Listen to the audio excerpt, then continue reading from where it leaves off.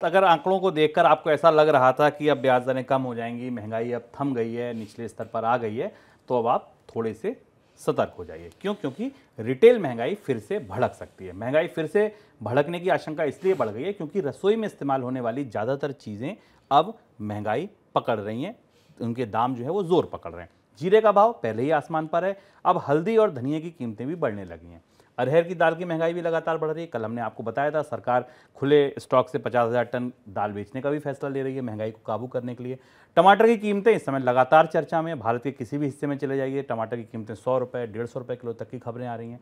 ऊपर से गेहूँ चावल की महंगाई पूरा पिछले साल से लगातार जारी है, हम इस पर लगातार चर्चा भी कर रहे हैं। तो गेहूँ, चावल, दाल, मसाले, आप देखिए दूध, ये सारी चीज़ें ऐसी हैं जो रसोई में इस्तेमाल होने वाली हैं जिनकी महंगाई कम नहीं हो रही है, लगातार भड़क रही है। और इसकी वजह से आशंका है कि रिटेल महंगाई फिर से एक चुनौती बनकर खड़ी हो सकती है। सर, कई मोर्चों पर अचानक महंगाई फट पड़ी, ऐसा क्यों?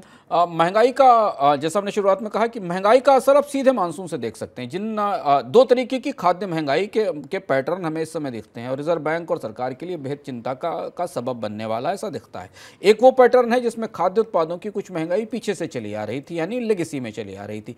चावल की और गेहूं की महंगाई पिछले साल शुरू हो गई थी। पिछले साल खरीफ के मौसम के बाद ही चावल की कीमतें बढ़ना शुरू हो गई थी। गेहूं की कीमतें पिछले साल से लगातार बढ़ रही। सरकार ने 2-3 बार बाजार में दखल दिया है तो गेहूं की कीमतों में 4-5% की कमी आई है। पर अगर आप सालाना आधार पर देखें तो गेहूं पिछले साल से महंगा है, जिसका असर आपको गेहूं से और चावल से बनने वाले तमाम उत्पादों की कीमतों पर दिखाई दे रहा है। यानी ये घर महंगाई ने पहले ही घेर रखा था और वो मजबूती से वहां जमी हुई है। केवल हमें महीने के आधार पर थोड़ी बहुत बढ़ोतरी और कमी बेशी दिखाई देती है। थोक मूल्य सूचकांक में और खुदरा मूल्य सूचकांकों में, थोक मूल्य सूचकांक में अनाज की महंगाई दहाई के अंकों में, खुदरा मूल्य सूचकांक में इसमें थोड़ा बहुत ऊपर नीचे बदलाव होता दिखता है। अब जिन इलाकों में मानसून कमजोर है, जैसे कि प्रायद्वीपीय भारत, मध्य भारत, उन इलाकों से जो ताजी महंगाई निकल रही है वो स्पाइसेस की महंगाई है, मसालों की महंगाई है। क्योंकि इन इलाकों में मसाले पैदा होते हैं, इसलिए आप टर्मरिक, कोरिएंडर, हल्दी, धनिया, इन मसालों के कारण, बारिश कम होने के कारण, सूखे के कारण यहाँ से मसालों की महंगाई में बढ़ोतरी दिखाई दे रही। जीरा जैसे एक महत्वपूर्ण भारत के भोजन का महत्वपूर्ण मसाला है, इसकी कीमत पिछले साल से लगातार बढ़ रही है।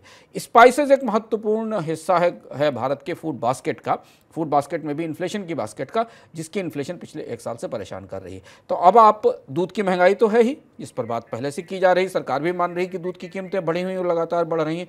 दोनों प्रमुख अनाज महंगे हैं।